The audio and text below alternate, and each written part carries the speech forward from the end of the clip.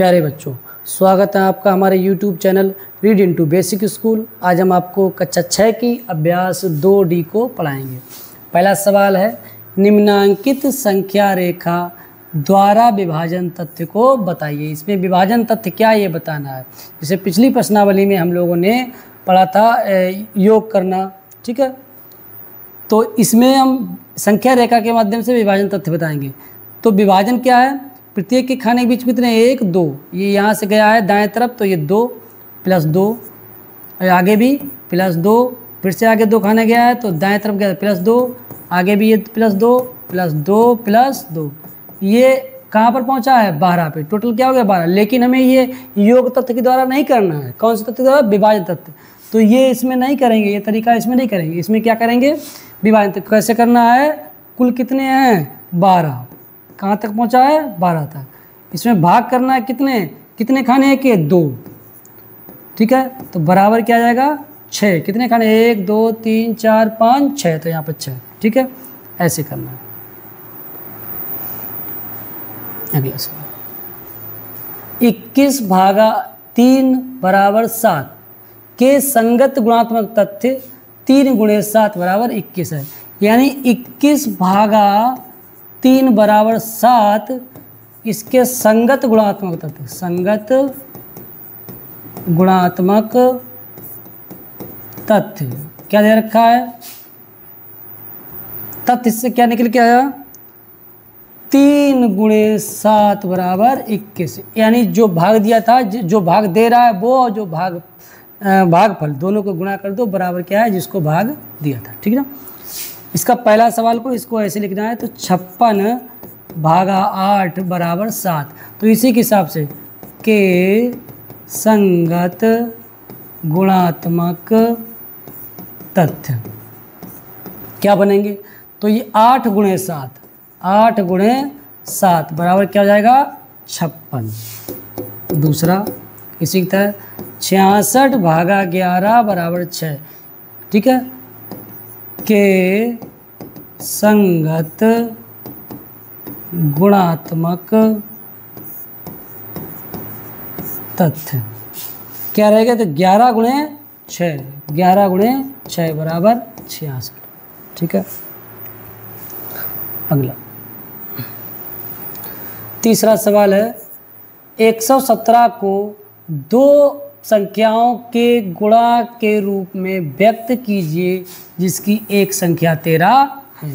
तीसरे सवाल का हल करेंगे तो दे क्या रखा है, संख्या क्या दे रखी है, दिया है, दिया है। ये 2 संख्याओं का गुणा, 2 संख्याओं का गुणा बराबर 117। अब क्या रखा है, जिसकी एक संख्या, तो दिया और ये दे रखा है, और क्या दे रखा है, एक संख्या यानी पहली संख्या बराबर 13। तो दूसरी संख्या में निकालनी है, तो माना दूसरी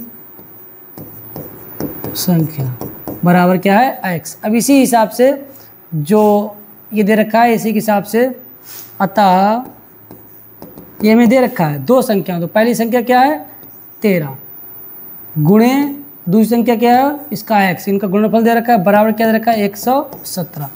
तो x का मान निकालेंगे, 13 गुणा में है, दूसरी तरफ दाएं तरफ जाएगा क्या हो जाएगा भाग में, तो 117/13, 13 नेमा 117, x का मान क्या आ गया 9। तो जब मानते हैं उसी क्या करते हैं,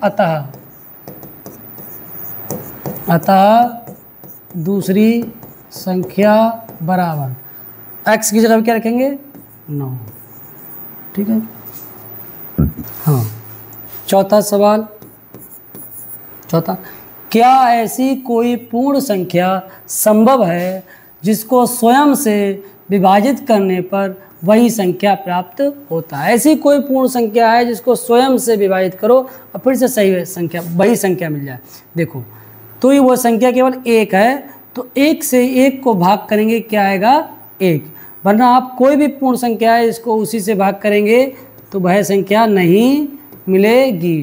देखो, अगर यही सही है, अगर उदाहरण के लिए हम देखते हैं, अगर 2 से 2 को भाग करेंगे तो क्या आएगा 1, किसी भी संख्या उसको भागे 1 आएगा। लेकिन ये हमारा उत्तर नहीं है। इनने कहा है कि वह कौन सी संख्या है, वह क्या ऐसी कोई संख्या पूर्ण संख्या संभव है, तो हाँ, तो इसका उत्तर क्या लिखेंगे, हाँ, और लिख देंगे ये, ऐसे लिख देंगे।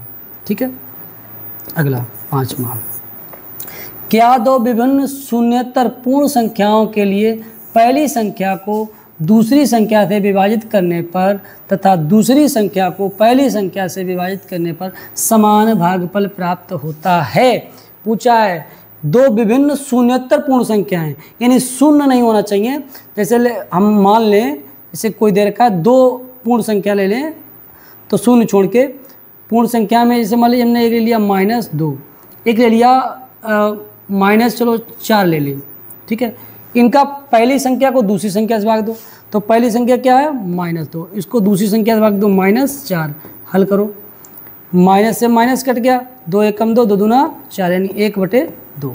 ठीक है, अब दूसरी संख्या को पहली संख्या से भाग दो, क्योंकि इनने कहा है कि तथा दूसरी संख्या को पहली संख्या से, अब दूसरी संख्या को 2 दूना 4, माइनस माइनस कट गए, तो 1 कम 2, 2 दूना 4, ऊपर 2 बच्चा, नीचे क्या बचा 1, तो यह है 1/2, यह है 2/1। क्या ये दोनों समान हैं, क्या ये दोनों समान हैं, तो ये समान नहीं है, तो इसका उत्तर क्या आएगा, नहीं। और विकल्प में चाहे उदाहरण के तौर पे ये लिख देना।